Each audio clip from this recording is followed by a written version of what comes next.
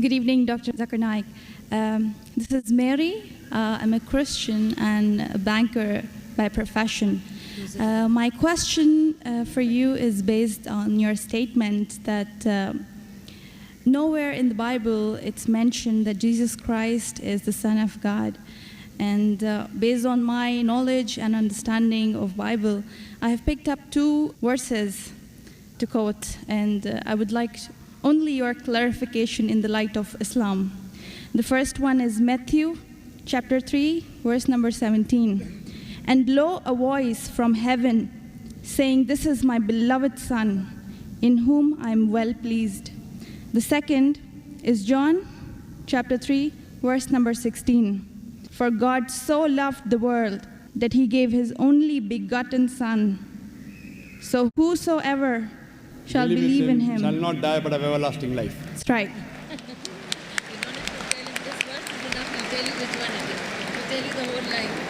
Sister, just to correct your statement, you made a question saying that I said that nowhere in the Bible it says that Jesus is Son of God. I never said that nowhere in the Bible is it mentioned that Jesus is Son of God. I said there is not a single unequivocal statement in the complete Bible. There is not a single unambiguous statement in the complete Bible where Jesus Christ, peace be upon him, himself says that I am God, or where he says worship me. I never said the Bible does not say Jesus is Son of God. What I said, there is not a single unambiguous statement, not a single unequivocal statement in the complete Bible where Jesus Christ, peace be upon him, himself says that I am God, or where he says worship me. If you point out any such two statements, I'm ready to accept Christianity. If your question assumes that Son of God means Jesus is God, very well I'll reply to your question. Many Christians think that just by the statement Son of God means Jesus is God. Sister, do you know in the Bible, Adam is Son of God, Ephraim is Son of God, Israel is Son of God. God has got sons by the tons in the Bible. That means you haven't read your Bible, sister.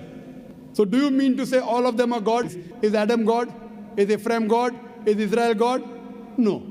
Son of God, sister, is a statement used if you read Romans chapter number 8, verse number 14. All those that are led by the Spirit of God, they are sons of God. Means if you follow the commandment of God, if I follow the commandment of God, I am a son of God. In this way, undoubtedly, Jesus Christ, peace be upon him, verily is the most beloved Son of God.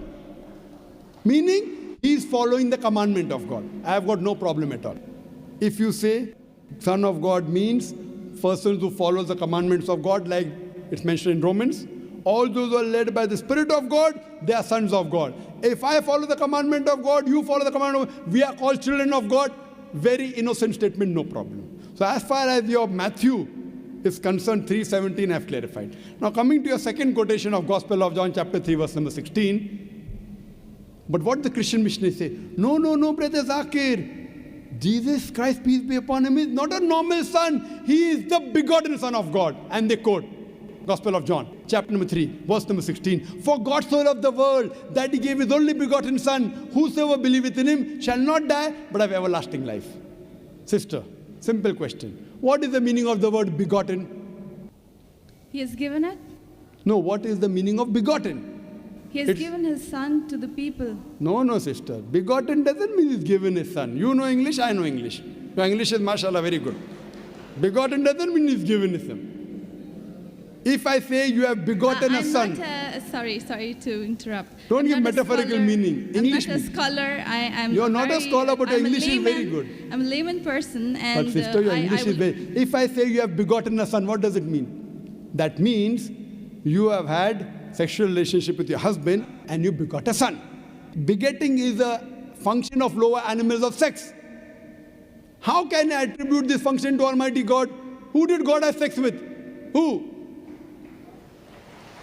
That's the reason the scholars of Christianity, if you read the Revised Standard Edition, Revised Standard Version of the Bible, revised by 32 scholars, Christian scholars of the highest eminence, backed by 50 different corporate denominations, they say this word begotten in Gospel of John, chapter number 3, verse number 16, is an interpolation, is a fabrication, is a concoction, and they're thrown out of the Bible. So if you read the Bible, If you read the Revised Standard Version, it is the bestseller in the world. Revised Standard Version, revised by not Muslims, not Hindus, 32 Christian scholars of the highest eminence, backed by 50 different corporate denominations. They say this word begotten is not present in the original manuscript of Gospel of John chapter 3 verse 16. What they say, it's an interpolation, it's a fabrication, it's a concoction, it's an adulteration. So Jesus is just like a son. Like Adam was son of God, Ephraim was son of God, Israel was son of God. He's a prophet of God. So I've got no problem in accepting that verily Jesus Christ, peace be upon him, was a prophet and a messenger of God, but he was not God. Hope that answers the question, sister. So now, sister. Thank you very much, Dr. Sister, Zakir. can we reverse the role now? Yes, I definitely. said I was ready to accept Christianity if you proved Jesus was God. Would you accept Islam now? Would you agree that Jesus is the prophet of God? I have still a few more things to clarify. You're most welcome, sister. Why do Muslims refrain from the statement, Son of God? Why? Yes. If I answer the question, will you accept Islam? Fine, it's not a compulsion. I think we have a huge population of Muslims in the world. We Yes. need believers. We do not need only Muslims by name. Yes, so we want Muslim by deed, so we want to become Muslim by deed, not by name. Sister, okay, coming to your question, that why do Muslims refrain from using Son of God as a phrase? Very good question. And that's the reason, sister, if you read the Quran has got 99 attributes to Allah subhanahu wa ta'ala. Ar-Rahman, Ar-Rahim, Al-Hakim, most gracious, most merciful, most wise. But Allah subhanahu wa ta'ala in his last and final revelation, if there's something like Old Testament and New Testament, Quran is the last testament. In his last testament, he has not used the word Ab. In Arabic, Ab means father. Why? He has used the more difficult word Rab. Rab is more difficult to pronounce than Ab, which means the Lord, the cherisher, the sustainer. He has used Rab as attribute but not Ab. Why? Because in the previous revelation which were changed, Bible is the changed form of the Injil. People have misunderstood the meaning of Son of God. They started thinking to be begotten son. For example, if I tell, young son, beta tumne acha sawal pucha. Son, you have asked a very good question. If a son asked a question of the age of 10, son, you have asked a very good question. But if I say, you begotten son, you have asked a very good question, he may punch me. He will not say, oh, Zakir is elderly, he may punch me. That means I'm abusing his mother. If I say, my begotten son, he'll get angry. I'm insinuating that I had sex with his mother. So son is innocent word. Begotten son is not innocent. Same way, the son is a very good word, but people started misunderstanding. So to remove this confusion, that's the reason the Quran does not use the word father as attribute to Almighty God. Otherwise, it's a good word. So same way, we refrain from using Son of God because people start thinking that he's God. No Christian ever comes and tells me Adam is son of God, Ephraim is son of God. Why? Bible says Israel is son of God. Why don't you come and tell me? Because they are programmed. No Christian has come and told me that the Bible says Ephraim is son of God. No, why? Because they are programmed to believe that Jesus Christ is Almighty God. He never said he's Almighty God. And I told you earlier, in my earlier answer, he never claimed divinity. That means you're insulting Almighty God. That means you're insulting Jesus Christ, peace be upon him. That's what I say. If Christian means a person who follows the teachings of Jesus Christ, peace be upon him, we Muslims are more Christian than the Christians themselves. You know why?